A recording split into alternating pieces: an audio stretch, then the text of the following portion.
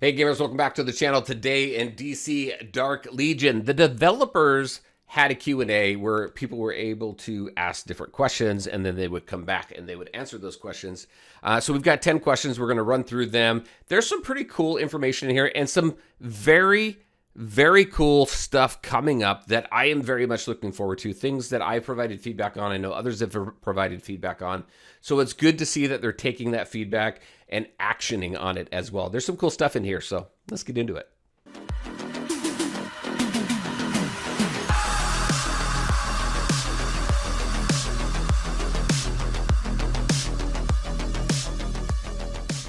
All right, and welcome back. Let's go ahead and just jump right in. So we got this developer feedback. I will put a link in the description below. It's on the official DC Dark Legion Discord.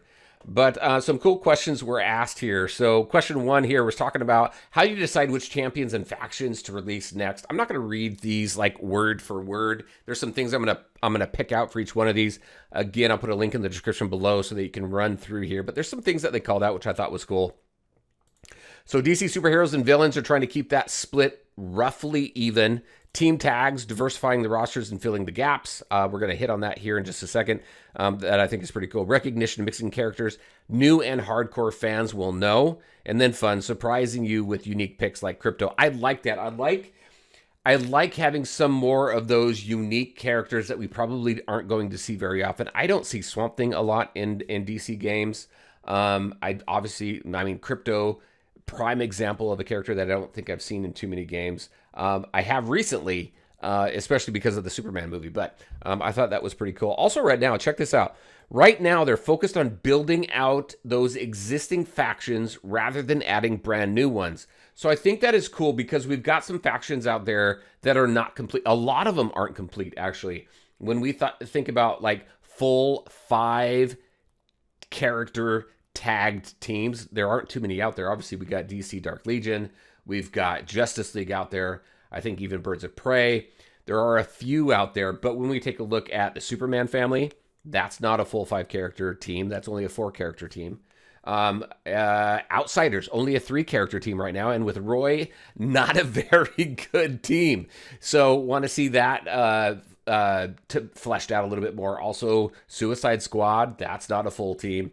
I think Bat Family needs a little bit of help with some support in there. So I love the fact that they are focusing on building out existing factions. Question 2 here. Do you have plans to release Mythic champions through other methods? There are some existing ways to get more regular Mythic characters through different events, through the selector packs, things like that.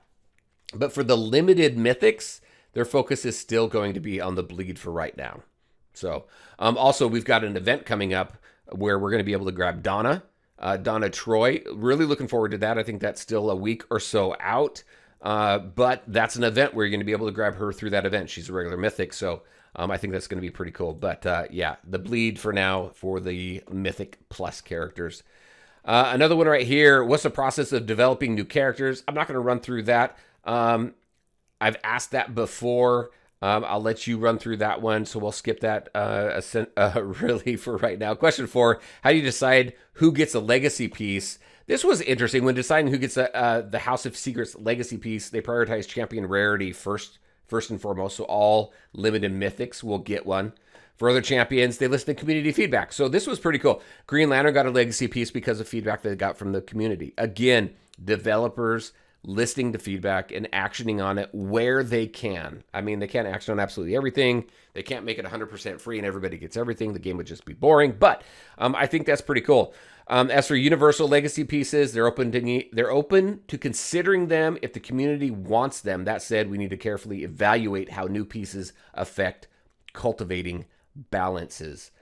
So recently, we got a lot of feedback that universal pieces were too difficult to cultivate. So right now, they've been focused on fixing that by adding more places to obtain Mythic Legacy piece supply, more Mythic Legacy pieces. So I think that's pretty cool, focusing on that. We know that every Mythic Plus gets one, but it's always cool to see some new stuff come through there. Let's see. How do you decide if a champion or faction needs rebalancing? I'm not going to run through this. I will just kind of preface and kind of get a high level view. Every live game, all live games here, they say it right here at the very beginning, always needs tweaks. There's a problem with games that live service games, gotcha games, where you've got characters really early on and they're very cool for a short period of time, and then you get all these other new characters coming along. We get power creep, right? Power creep, if you're not familiar with power creep, essentially what that is all your older characters are going to kind of go to the wayside as new characters come out, because new characters that come out are much more stronger. So there always needs to be some rebalances so that you can keep your characters relevant and fresh, right? Also, sometimes you come out with just a character that's way too overpowered or way too underpowered, and there needs to be some sort of balance there. So I do like this, that they always try to avoid nerfing where possible. Recent example with Hippolyta.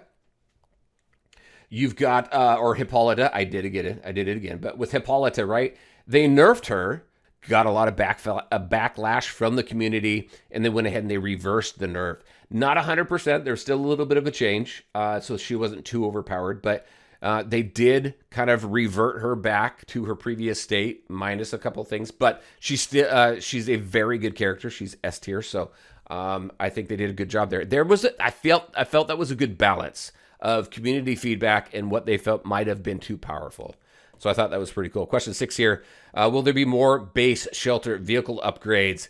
And then let's see, more bosses and trading simulator levels.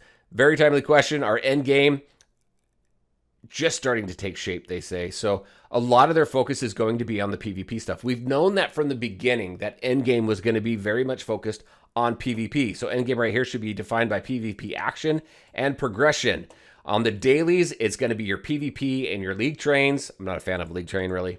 And meta brawls. On your weeklies, it's going to be larger tournaments like the League versus League, the 3v3, the Guardian Challenge, the Krypton Rush, Battle for Gotham, and Ultimate Battle for Gotham.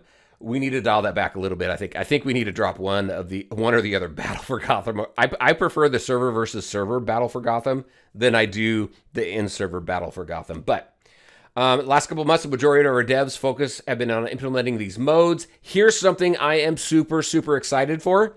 Right here. Most recently, we've started working on a popular request, a new asynchronous League versus League mode. Now, asynchronous means you can go ahead and you can jump in there anytime you want. It's not limited to time zone, right? So meaning all members can contribute regardless of time zone. I think we need to see more of that. I know that they are keeping this more on the strategy game side of things, and the strategy games, the city builder, those types of games very much are focused on getting the league together at a specific time to complete a specific action. I like that they're giving a balance there, so that is very cool. The endgame loop is what these systems, the endgame loop is that these systems provide rewarding loot. I think there's still some opportunity there with as far as the rewards that we get. I think they're better than they were before, but resources in this game are pretty limited, especially when you get towards the end game. It takes a lot of time to go ahead and build some stuff up. But rewarding loot, which goes to progressive upgrades and unlocks, leading to more powerful and challenging matchups. So let's go 7 here. How do you determine gameplay rewards? So a few things they look at: multiple layers, right? Sustain various engagement levels, teamwork, incentivize winning for the league, not just for yourself. I do like that. In this game, we're not just playing for ourselves, we're playing for the league. And it's got to be every game mode, right? I think every game mode, you get personal rewards as well as league rewards. And I think that's pretty cool. I like that they balance that out. They've done a great job with that.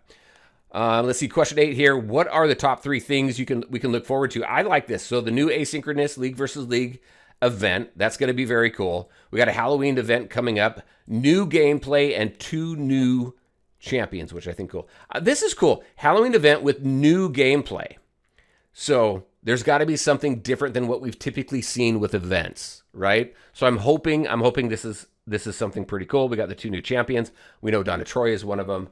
We've also got a variant coming up. So, and then also further improvements to Guardian Challenge, Gotham, and Great Krypton Rush. I'm excited to see that, see what they do with that as well. All right. Who's your favorite character and why? It may sound silly, but Gatling Gal in the Jokers. That's interesting. She's a goon. And then on this last one here, question 10, what are we getting? When are we getting Bat Cow? Okay, I don't know. I don't know why I've never heard of, and maybe I just have heard of, and I completely have wiped it from my mind. But Bat Cow, I didn't know there was a Bat Cow. And apparently there's a Bat Cow. Bat Cow and Crypto have met, which I think is kind of interesting in this in this picture that you see. But yeah, Bat Cow, that would be very very cool. That's like that. I read that and that immediately reminded me of the cow level in Diablo 2, right? Anyway, I love the fact that they do this. I'm hoping we can do another interview with the devs or with the community manager or somebody like we've done before. Maybe Quantum and I can get an interview with the devs. It's a complicated process though. It took me, I think it took us 3 or 4 months, 5 months maybe, to get everything approved to do that that interview with Helen. So it took quite some time. I don't know if we're going to be able to do something like that again, but I love that they do this because it gives us some insight into what they are working on currently, as well as what we can look forward to in the future. Very curious on your thoughts. What do you think about the feedback? What do you think about what we just went over? What do you think about more asynchronous modes? Very curious on your thoughts. All right, everybody, that's what I have for you. As always, I want to thank you all for taking the time to watch the video. If you liked it, make sure to hit that like button and share your thoughts and questions in the comment section below. Take care, everybody. We'll talk to you next time.